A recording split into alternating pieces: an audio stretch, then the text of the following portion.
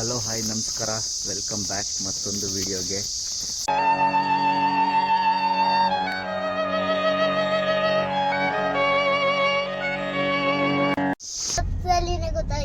ಹೌದಾ?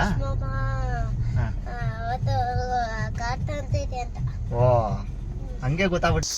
ಇವತ್ತಿನ ವಿಶೇಷತೆ ಏನಂದರೆ, ಕಾರ್ ತಗೊಂಡಿರೋ ವಿಡಿಯೋಗಳದ್ದು ಕ್ಲಿಪ್ ಒಂದೊಂದೇ ಆಗ್ತಾ ಹೋಗ್ತೀನಿ.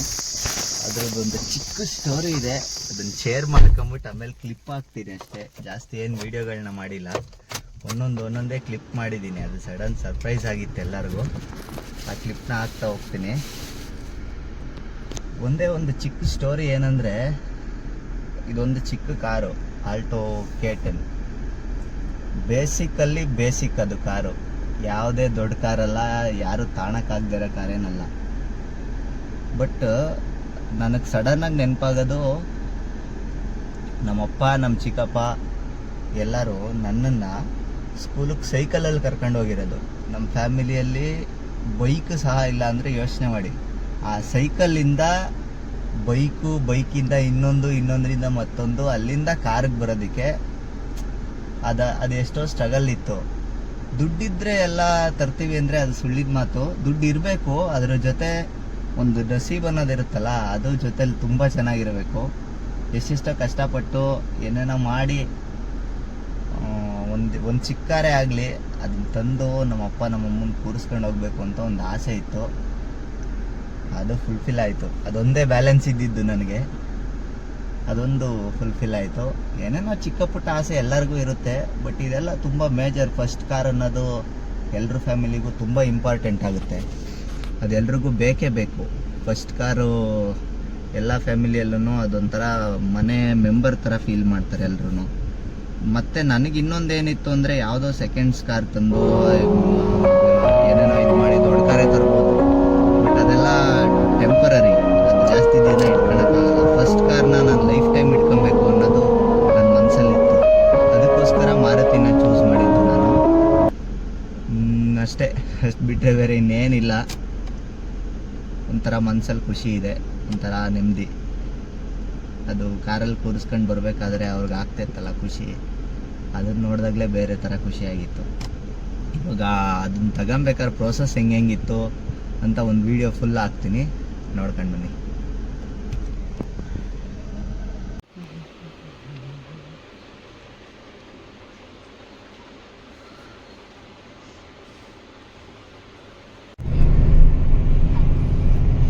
ಈ ಥರ ಲಾಗ್ ಮಾಡ್ತಾ ಇದೀನಿ.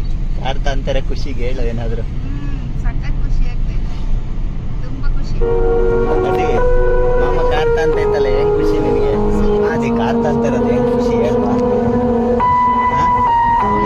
ಹತ್ರ ಹೇಳು, ಎಷ್ಟು ಖುಷಿ? ಜಾಸ್ತಿ ಖುಷಿ. ಜಾಸ್ತಿ ಖುಷಿ ಆಯ್ತಾ? ಮಾತನ ಹತ್ರ ಕಾರ್ ಇರಲಿಲ್ಲ ಅಂತೈತಿ,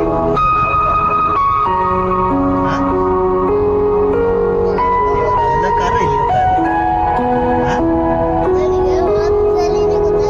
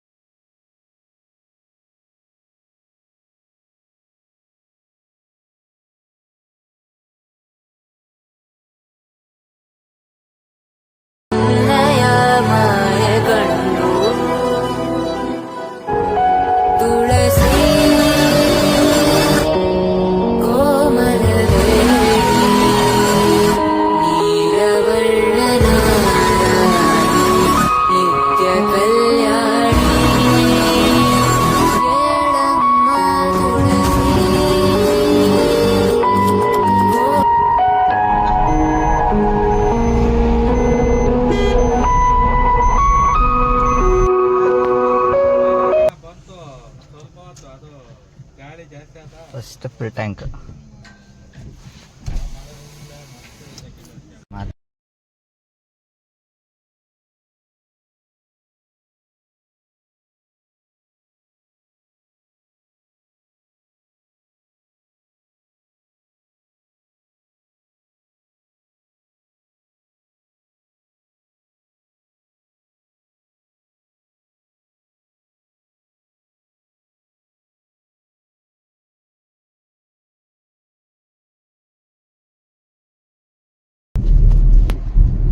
ಯಾವತ್ತೂ ಅನ್ಕೊಂಡಿರ್ಲಿಲ್ಲ ಹಿಂಗ್ ಇಷ್ಟು ಬೇಗ ತಾಂತೀನಿ ಅಂತ. ಆಮೇಲೆ